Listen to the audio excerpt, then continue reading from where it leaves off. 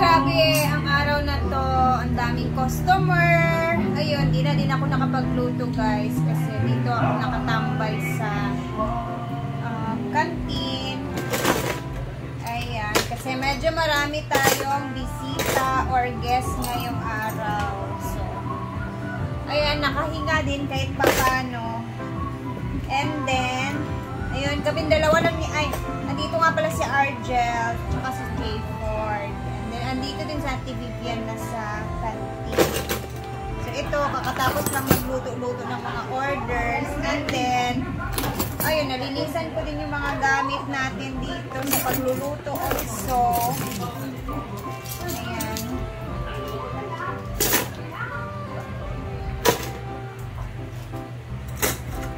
Mga gamit sa pagluto, mga bigay ni Ma'am Chona.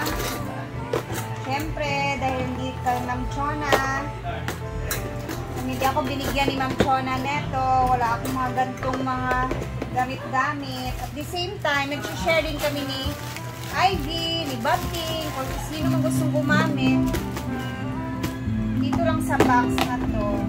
Kasi ayaw ko din magkalat sa taas. Baka maano tayo ni Brenda. Bang aling tayo ni Madam. Dito naman sa kabila, yung mga flower naman ang lalagay natin. Ay, finally nalinisan ko na din.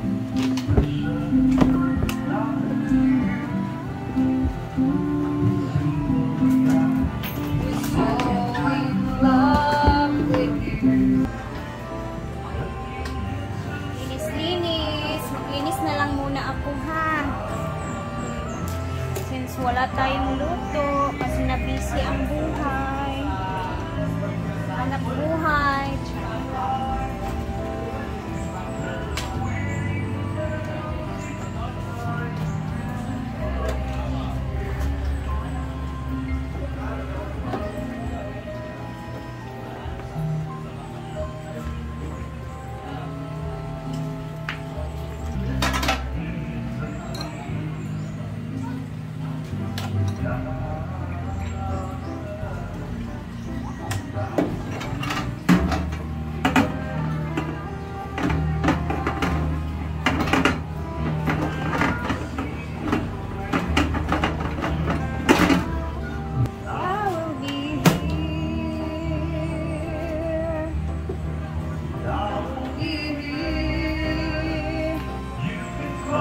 Ito nagagamit kasi hindi naman maraming mga tao dito mag-ano.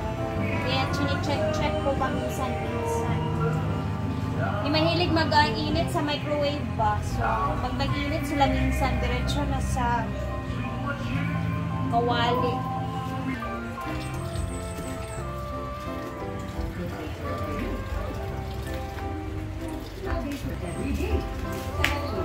Siyempre, sa mga gustong pumunta dito sa Hinaguan, meron na po kaming ice cream dito. May negosyo na po si Donna na pa-ice cream. So, andito yung mga lista.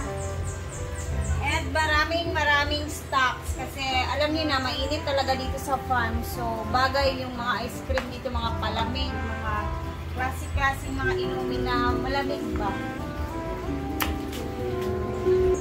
Ayan o, napakadaming stocks. Order lang kayo pag pumunta kayo dito sa farm.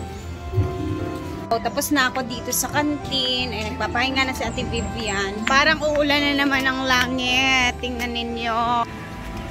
Oh my gosh. And meron tayong mga bisita. Siyempre. Hindi na naman maganda ang langit. Ayan, meron tayong mga bisita kahit maulan ang panahon.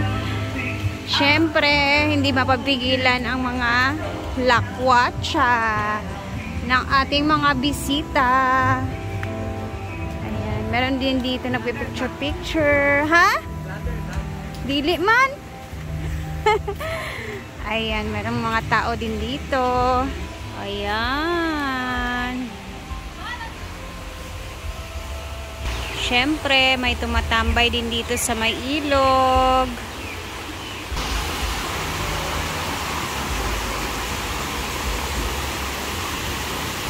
dahil medyo matagal-tagal na din tayong hindi nakapag-shoutout, i-shoutout ko lang sila Ma'am Nelly Mangasing, hi Ma'am Bebe Polares, Ma'am Delia Falcon, thank you for always watching po sa mga vlog ko. Kay Ma'am Maribeth Gapus, and then kay Ma'am Angel Jakioma from South Korea.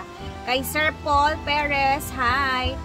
Ana Hiraldes from Turil, Davao. At meron tayong isang sasagutin dito na sabi niya, comment siya, sabi niya sa akin, nagtataka daw siya kung bakit ko daw hindi ginagamit yung aking mixer para mapadali yung aking paggagawa ng mga dough, pagmimix ng mga pagkain, ganon. So nagtataka daw siya kung ba't ko minamano-mano yung mga pagluluto ko lagi. Since meron namang mga binigay ni Ma'am Chona na mga gamit para sa ating luto-luto, like yung mixer ng ating dough, yung so hindi ko siya ginagamit actually kasi nga gusto ko siyang ipakita din sa mga viewers ko na lalo na yung walang mga mixer na pwede naman talaga siyang gawin through mano-mano, kagaya na lang din ng oven na meron naman tayong oven na binigay ni Ma'am Chona, hindi ko din siya ginagamit kasi nga gusto ko ipakita na pwede naman din siyang gamitin talaga sa kawali. Kumbaga yung simpleng paraan ba na pagkaluto, kumbaga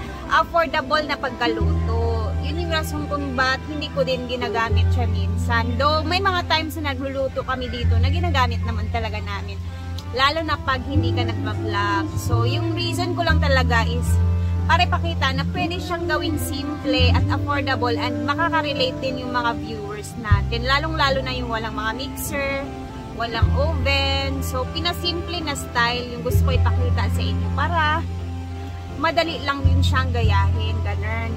Gaya na lang din ng mga natin, mixing bowl. Meron naman akong mixing bowl na binigay ni Ma'am Chona, pero pinipili ko talagang gamitin yung mga clear, your transparent na mixing bowl saan, para makita din ng mga viewers kung paano ko talaga at ano talaga yung nilagay ko. Kasi pag gumamit ako ng medyo mixing bowl na yung parang stainless, hindi kasi siya kita sa loob pag ginamitan mo ng camera. So yun lang, gusto ko lang mapasimple yung luto ko and then kaya din ng mga viewers, lalo na yung wala talaga silang mga kagaya ng ating oven. Basta pinasimple lang talaga yung gusto kong i-share sa totoo lang. So, yun lang talaga. And then, ito actually, wala tayong luto ngayon kasi nga maulan. And then, busy din ako sa canteen area. So, bukas tayo magluluto ulit, no? And then, thank you for always watching. At hapon na dito, medyo tapos na din kami sa mga pinagagawa namin. And then, thank you, and God bless. Mag-ingat po tayong lahat kasi everyday umuulan dito sa